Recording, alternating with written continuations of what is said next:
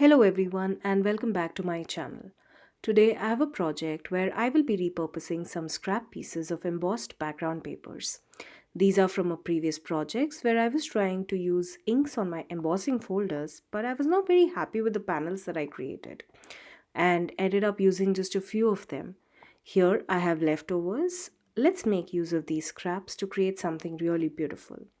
Before we get started, I would really appreciate if you could take a minute to subscribe to my channel and make sure to hit the bell icon so that you get notified each time I post a new video. Let's get started. Here's a look at the two scrap panels that I was talking about. Well, these are colored and have embossed background. Now, take a look at the project where I used the background paper which I liked.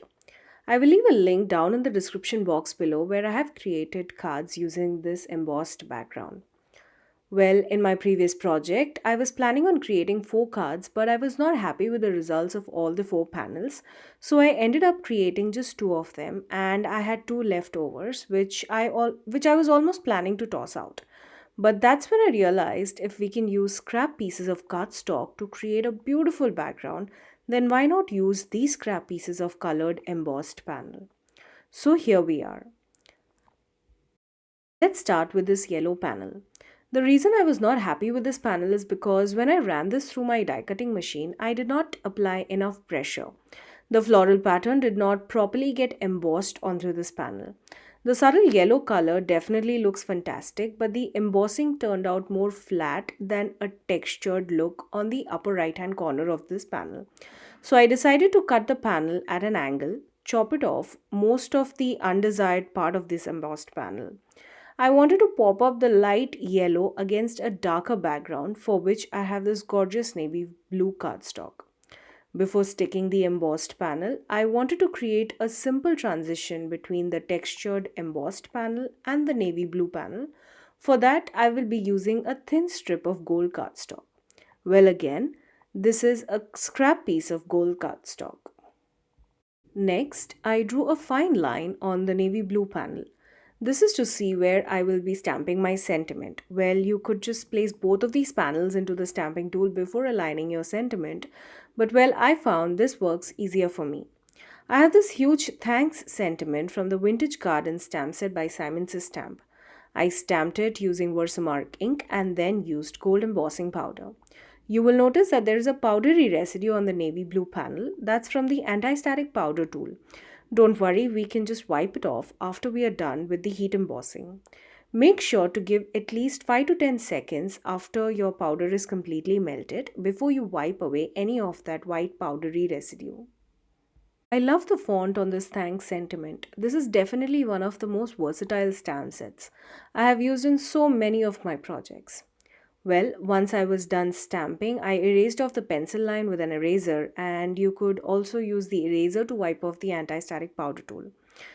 I used a tape runner over the embossed panel and stuck it onto the navy blue card base. I placed both these panels against the edge of my score tool. This helps me align the pieces in much easier way. Now that our card front is ready, we can adhere it onto a pre-folded white note card. To finish off the card, I embellished it with some gold sequins from This Calls for Confetti. I stuck each of those sequins using my fine tip Barely Art glue, and here's a look at the finished card. This is a very simple card to mass produce. Well, if that embossed panel was not scrap and had proper embossed texture on it, we could definitely have used the remaining part of the diagonal cutout piece and created another card of the same design, or maybe use some different kind of sentiments. There are a lot of ways to use up your scraps. Moving on to card number 2. This is the pink embossed panel.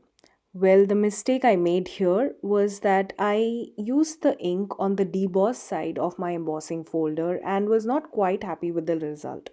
So instead of throwing away the panel, I decided to flip the panel and use this beautiful white intrinsic floral pattern for our card front today.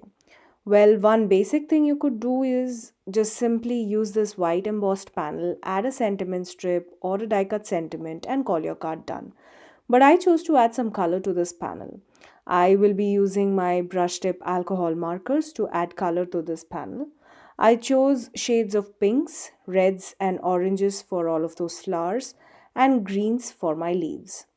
I began by coloring the buds of the flower with a bright yellow shade.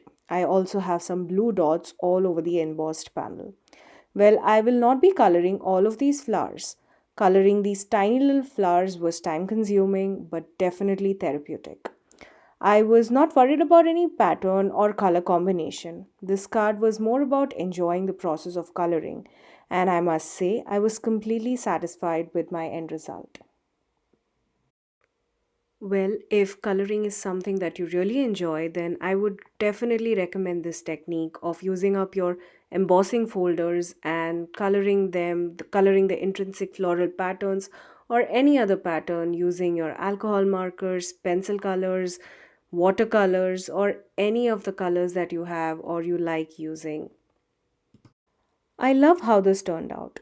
Well, this is the card front that I'll be using, and all I have to do is adhere this onto a pre-folded card base. Instead of using a usual white note card, I decided to place this panel on top of a light pink card base, which will match perfectly with our colored card front. So here I have a pink 110-pound pink cardstock cut to 11.5 by 4 1/4 inches.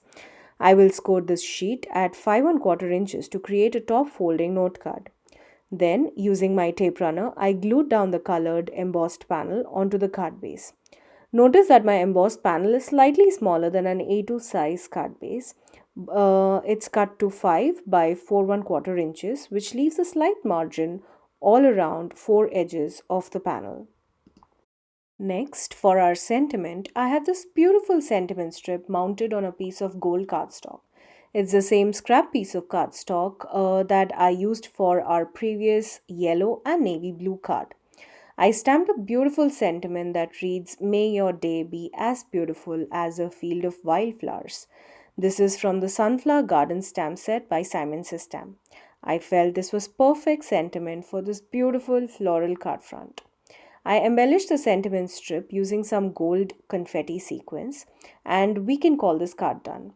I love how beautiful this card is. Well, if you have the time and patience, you could definitely mass produce this. Maybe different color combinations or using different kind of designs or textures. Well, here's a look at both the cards we created today. I love how we could turn some scrap pieces of panel into beautiful cards.